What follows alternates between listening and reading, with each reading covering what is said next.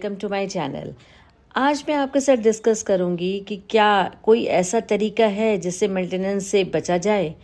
अगर आप estranged wife या चाइल्ड है और आप उसको मेंटेनेंस देने का नहीं देना चाह रहे हैं, तो क्या कोई वे है जिससे आप उसको स्किप कर सकें।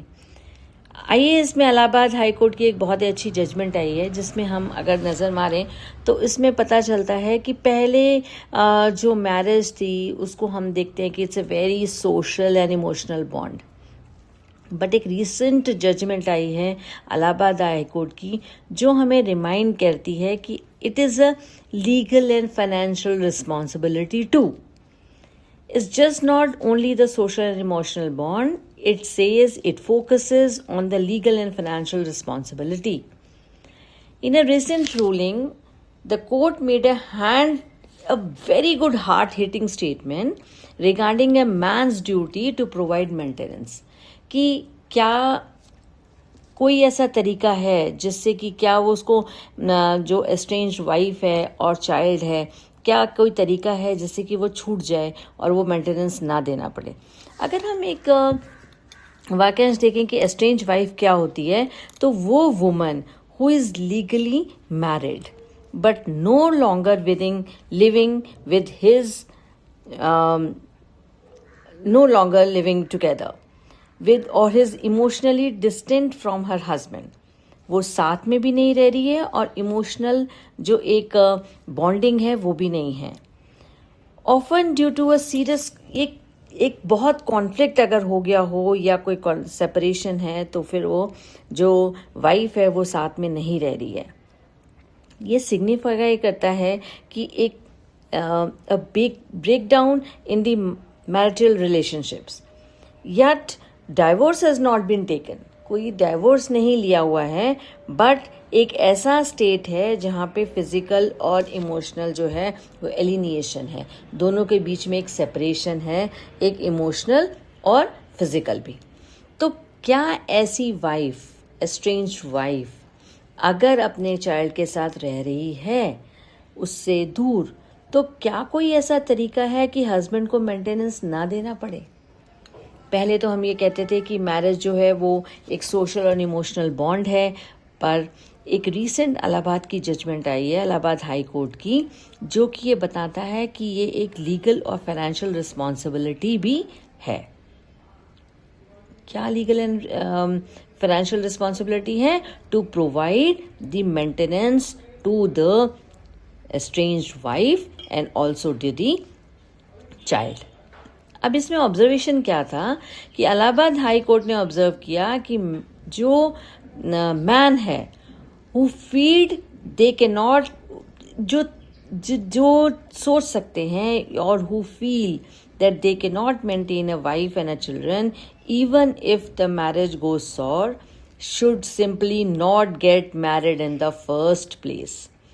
फर्स्ट प्लेस में उनको शादी नहीं करनी चाहिए। अगर उनको लगता है कि अगर ये रिलेशनशिप है वो सावर हो जाएगा, खट्टा हो जाएगा, उसके साथ आप नहीं निभा पाएंगे, तो आपको फर्स्ट प्लेस पे ही जो शादी है उसे नहीं करना चाहिए।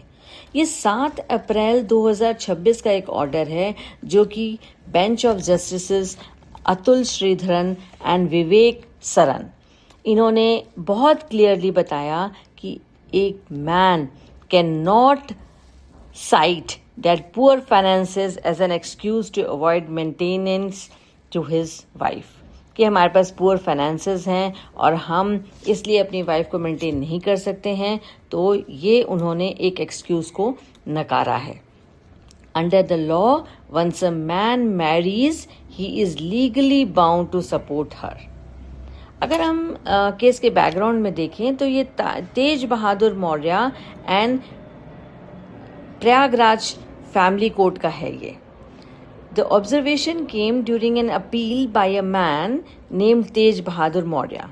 ये अपील जो है वो एक आदमी ने करी थी जिनका नाम है तेज बहादुर मौर्य, एंड वो चैलेंज कर रहे थे प्रयागराज फैमिली कोर्ट में के ऑर्डर को, जिसने उनको डायरेक्ट किया था कि आपको 4,000 रुपीज एज इंटरिम मेंटेनेंस जो है वो अपनी वाइफ को देनी पड़ेगी। while their matrimonial dispute was still pending. Matrimonial dispute का अभी कोई भी जो निष्कर्ष था या फाइनल डिसीजन था वो नहीं आया था, वो पेंडिंग था। और उसमें जो प्रयागराज फैमिली कोर्ट है उन्होंने ये डायरेक्ट किया था तेज बहादुर मौर्य को कि आपको 4,000 रुपीज़ जो है वो देने पड़ेंगे। अब मौर्य का जो लीगल टीम जो थी उन्होंने 2 पॉइंट पे आर्ग्यू किया था। फर्स्ट पॉइंट उन्होंने ये बताया कि फैमिली कोर्ट जो है उन्होंने इग्नोर किया है पुअर फाइनेंशियल कंडीशन को। तेज बहादुर मौर्य की जो फाइनेंशियल कंडीशन है उनको इग्नोर किया था। और सेकेंडली उन्होंने ये कहा था कि that his wife were eligibly living with another man, जो उनकी वाइफ है वो दूसरे बंदे के साथ रह रही है and there was a mutual separation agreement जो हुआ है एक एफिडेविट पे।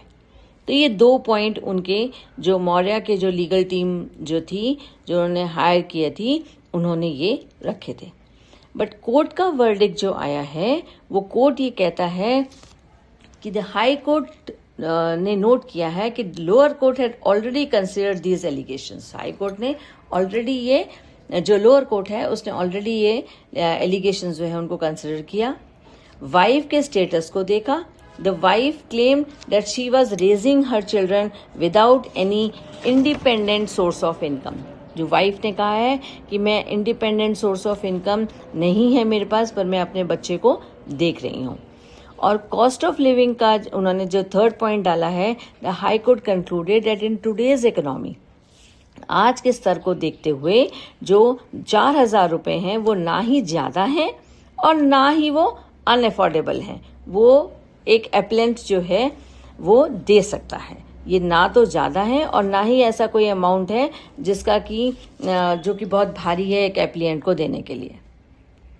कंक्लूजन इस पूरे जो हुआ है उसमें यह है कि this ruling serves as a stern reminder of the legal obligation that comes with the marriage in India, कि जो फाइनेंशियल हार्डशिप्स है, जो अगर आपको नहीं कमा सकते हैं या फाइनेंशियली आप बहुत स्ट्रांग नहीं हैं, तो ये एक कंसिडर नहीं करा जाएगा एक वैलिड डिफेंस कि हमारी जो बेसिक ड्यूटी है जो provide maintenance to estranged spouse and children, इसके लिए इसको एक नहीं माना जाएगा, इसको कंसिडर नहीं किया जाएगा।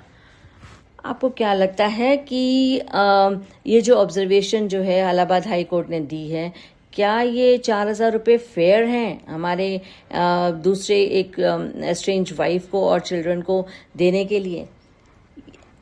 आप मेरे को अपने थॉट्स बताएं और अब मेरे कमेंट्स में लिख के बताएं कि क्या ये एक सही अमाउंट था जो देना चाहिए था, या आपको क्या लगता है कि पहले अगर जो आपकी क्या ऑब्जर्वेशन है कि who feel they can not maintain a wife and children of the marriage, I mean when the marriage goes sour, should not get married in the first place. जो ये जजेस ने, ये कोर्ट ऑफ जजेस ने जो ये एक स्टेटमेंट दी है कि अगर फर्स्ट इंस्टेंस में उन्हें लगता है कि ये वो नहीं, अगर ये मैरिज सार हो गई और वो चिल्ड्रन है, कोई चाइल्ड है उनका मैरिज से, तो वो उसको और एस्ट्रेंज वाइफ को नहीं निभा पाएंगे, तो क्या ये स्टेटमेंट ठीक है? क्या ये होना चाहिए था?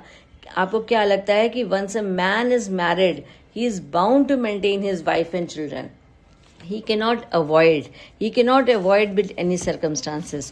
तो आप मेरे को इसमें अपना फोकस करके बताएं, आप मुझे बताएं कि आपको क्या ये जजमेंट जो है वो ठीक लगती है, क्या आपको और नई नई ऐसी जो जजमेंट्स हैं जो नई नई निकल के आ रही हैं, आपको अगर उसमें